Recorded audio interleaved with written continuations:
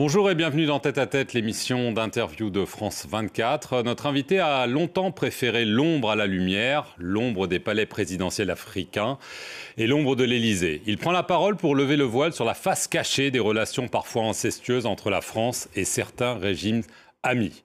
Ils savent que je sais tout, ma vie en France-Afrique. C'est le titre du livre de mémoire publié aux éditions Max Milo. Bonjour, Robert Bourgi. Bonjour, Monsieur Perelman. Alors, c'est un ouvrage d'entretien écrit avec le journaliste Frédéric Lejal, avec plein de documents, d'archives. On va de la RDC au Sénégal, au Congo, au Gabon. Mais c'est surtout un récit par le menu, il faut dire, du financement par plusieurs présidents du continent, du parti gaulliste et avant tout de Jacques Chirac.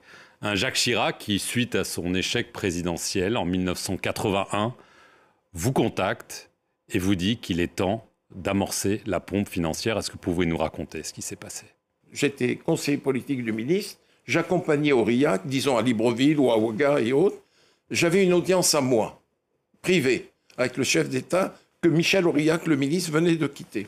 Et je disais, bon voilà, Bongo c'était papa, Blaise c'était Blaise, Sassou c'était Denis. Je dis, bon, Denis, la campagne de 88 arrive, il est bon que tu puisses contribuer au financement de ton ami Jacques. Et il disait, OK, banco, on y va? Tout de suite. Tout de suite. Tout de suite. C'est vous qui demandiez les sommes, c'est eux qui décidaient? Non, c'est eux qui décidaient. Mais jamais ça n'est descendu en dessous d'1 million de dollars. Jamais. Jamais. Comment ça se passait? Ils envoyaient c'est vous qui rameniez l'argent? Non, c'est surréaliste. Je rentrais sur Paris. Le chef d'État m'appelait. Il me dit, je t'envoie Monsieur X, prends rendez-vous avec Jacques. Pour Bongo, c'était Davin. C'était le mot de code de Jacques Chirac. Pour Sassou, c'était Jacques. Bon, je faisais je prenais la tâche de Monsieur Chirac. Je lui dis, voilà, vous avez un émissaire qui arrive tel jour à telle heure. Il me dit, vous étiez voilà. là? Et vous étiez là? Toujours. Pour la remise des fonds? Toujours. C'est comme ça que ça se passait, Monsieur Perelman. En toute illégalité. Ça, c'est plus mon problème. Le président de la République française me demande des choses, j'exécute. Le président des États africains envoie son émissaire. Moi, je ne suis en rien là-dedans. Vous ne vous êtes jamais servi au passage? Jamais. Oh. C'est mal me connaître. En 1995, parce qu'il faut qu'on avance, vous dites aussi là qu'il y avait des contributions. Bongo, Sassou, Compaoré, le maréchal Mobutu. C'est le même mécanisme. Ensuite, exactement le même. Vous dites qu'en 95, pour la campagne, c'était au moins 10 millions de dollars. Absolument. Alors, en 2002, on revient, parmi les nouveaux donateurs, si j'ose dire, de ce système quand même étonnant, Abdoulaye Wade, le président, et Laurent Gbagbo, beaucoup plus étonnant, président de gauche. Il a avoué à sa sortie de prison de la Cour pénale internationale que vous et Dominique de Villepin, vous l'avez fait cracher au bassinet. Comment ça s'est passé? Laurent Gbagbo voulait s'attirer les bonnes grâces de la France. Je lui ai dit, tu sais, Laurent, je vais être franc avec toi. Il va falloir que tu puisses contribuer, faire un geste pour M. Chirac. Et j'organise un déjeuner au restaurant La Pérouse. Il y avait Gbagbo dans un salon du restaurant La Pérouse, Gbagbo, Villepin et moi-même. Et là, je dis à Dominique de Villepin, je lui dis, Dominique, comme vous me l'avez demandé, je vais demander à Gbagbo devant vous d'aider le président de la République. Et j'ai demandé à Laurent, voilà ce que je t'ai laissé entendre, je vais le dire devant Dominique de Villepin, il va falloir que tu puisses aider à l'élection présidentielle de 2002. Et Laurent de dire, je suis de la famille socialiste, je suis un ami de M. Jospin, mais Dominique, j'aiderai à hauteur de 3 millions de dollars M. Chirac. Ce qu'il a fait? Ce qu'il a fait. Est-ce que vous considérez qu'il a été trahi par Jacques Chirac, par Dominique de Villepin, par la France plus largement? Monsieur Perelman, vous m'offrez l'opportunité de laver ma conscience. J'ai été l'acteur et le témoin de toutes les relations entre la France et la Côte d'Ivoire en ces heures troubles, difficiles. J'ai vu que Jacques Chirac et Dominique ont été d'une ingratitude à nul autre pareil. Et quand, comment vous dire, Laurent est tombé, qu'il a été conduit à La Haye, j'en ai beaucoup souffert. Personnellement et dans ma famille, j'en ai souffert terriblement. Vous vous sentiez coupable? Comment vous dire? Oui. Complice. D'une trahison? D'une trahison. Mais j'étais contre cela. Les derniers moments de la présidence de Gbagbo, je les ai vécus avec Nicolas Sarkozy. Mmh. Et là, les choses se sont compliquées. Les élections sont là. Et Laurent avait gagné les élections. Nous savons qu'il les avait gagnées. Comme Jean Ping les avait gagnées en 2016 à Libreville. Là, Gbagbo avait gagné les élections. Pas Ouattara. Pas Ouattara. Le Conseil constitutionnel a dit que c'était Laurent le vainqueur. Vous connaissez la dispute, mais bon.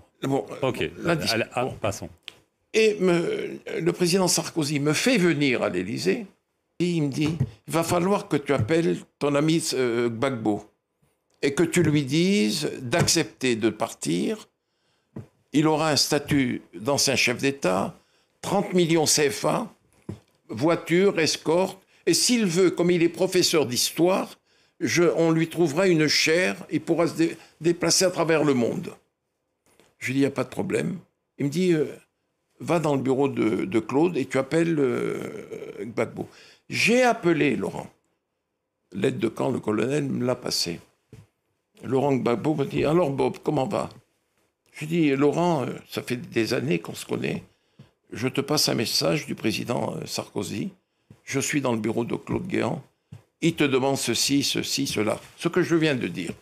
Il m'a dit, tu diras à ton ami Sarkozy que je serai son Mugabe. Bob, je t'ai assez entendu. Et il a raccroché. Et je suis allé dire à Sarkozy, il me dit, alors comment ça s'est passé? Je lui dis, bon, voilà comment ça s'est passé. J'en suis malheureux. Il a bondi de son fauteuil. Il dit, puisque c'est ça, je vais le vitrifier. Vitrifier. Vitrifier. Je lui dis, Nicolas, s'il te plaît, le Conseil constitutionnel a déclaré qu'il avait été élu. Il a dit, je vais le vitrifier, j'ai un mandat, et je vais le faire. Et le lendemain ou le surlendemain, Laurent était tombé, conduit comme nous l'avons vu et su, à La Haye. Au milieu des années 2000, il y a le scandale Elf. Dominique de Villepin vous demande de vous éloigner de tout ça parce que Absolument. Vous sentez le soufre ou vous êtes un pestiféré. Vous rejoignez Nicolas Sarkozy, dont on vient de parler, et vous maintenez que lui vous a tout de suite dit « Moi, ces financements occultes africains, je n'en veux pas. » Alors, est-ce que c'est juste ce qu'il dit et ce que vous dites ? Parce qu'il vous a remis la Légion d'honneur, il vous a envoyé ensuite au Gabon. On a quand même l'impression que vous avez été à son service pour faire la même chose que vous faisiez jusque-là. Il n'y a pas vraiment de raison que ça s'arrête, non?